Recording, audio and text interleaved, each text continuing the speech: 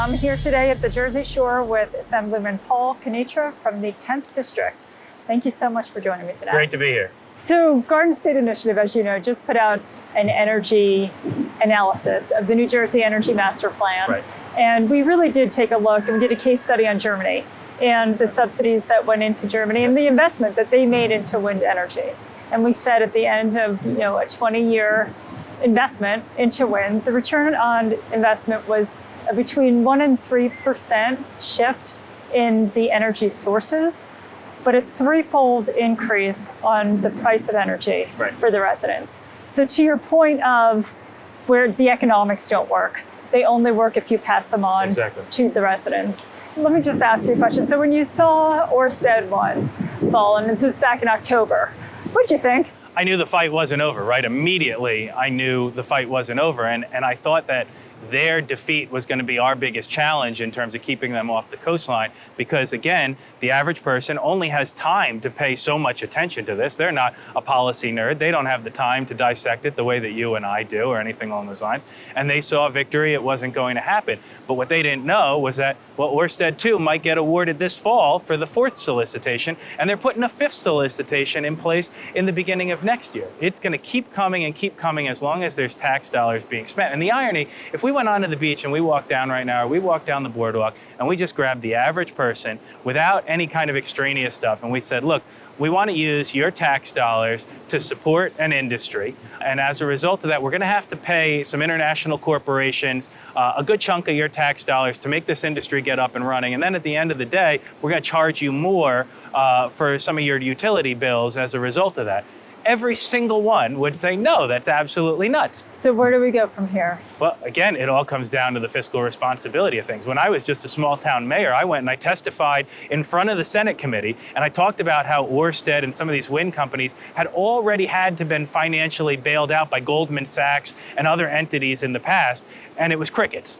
I think now, if you're paying attention, you know that the finances of this won't work. The biggest problem with government is when hundreds of millions, billions of dollars have already been spent on campaign contributions, on infrastructure for a project.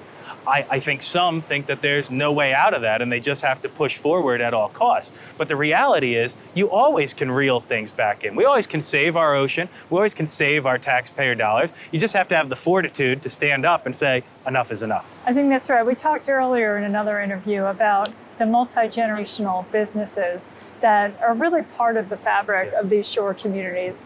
What do they mean for your projects, and then how did they have a voice in what you were working on? If you go up and down my district here in the 10th District, I got 20 miles of Jersey Shore coastline. The one thing that you really don't see, for the most part, are any chain restaurants, any chain businesses whatsoever. It is mom and pops, and that's the lifeblood of our communities. And they're generational, and it's harder and harder to get the next generation. So every little thing that government does in Trenton and in DC that hurts their bottom line really is detrimental to them and the future impacts for their family and our communities. So let's pick up on that a little bit in things that are done in Trenton that hurts their bottom line. How long do we have here? The thing that I've learned right away is all the things that seemed crazy to me when I was in Point Pleasant Beach are just as crazy now, except I see the economic impacts of that. And we're in budget season. Right. And it's crazy to look at our budget. Going back, Governor Christie's budget was a responsible one, and that wasn't that long ago, yet ours is 60% higher right now. And it doesn't seem to be enough for the Trenton machine. They just keep eating and eating and eating and spending and spending and spending. And there seems to be no thought given towards the future and any kind of fiscal responsibility. And that's the problem when you just say yes to everything and you're pandering and people don't care about how it's going to affect future generations, generational businesses, communities, their livelihood, or anything like that. Since you brought up the budget, let's get into that a little bit. Obviously, the administration was fully behind the sunsetting of the corporate business tax not that long ago. And so this year, obviously, the governor came out in March and said, we're not going to have a corporate business tax, but we're going to have a corporate transit fee. Talk to me about this new replacement 2.5% tax and what that's going to mean for your district.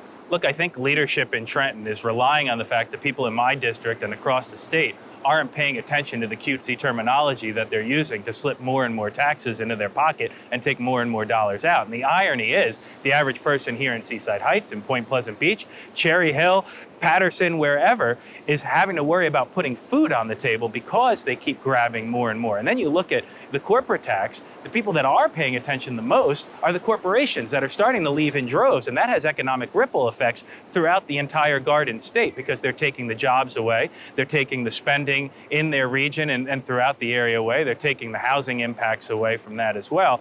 And now you look at potentially a sales tax on top of that. I don't know how you justify that as well. Thanks for talking to me about these issues today. Great to be here. Thanks for coming to the 10th District.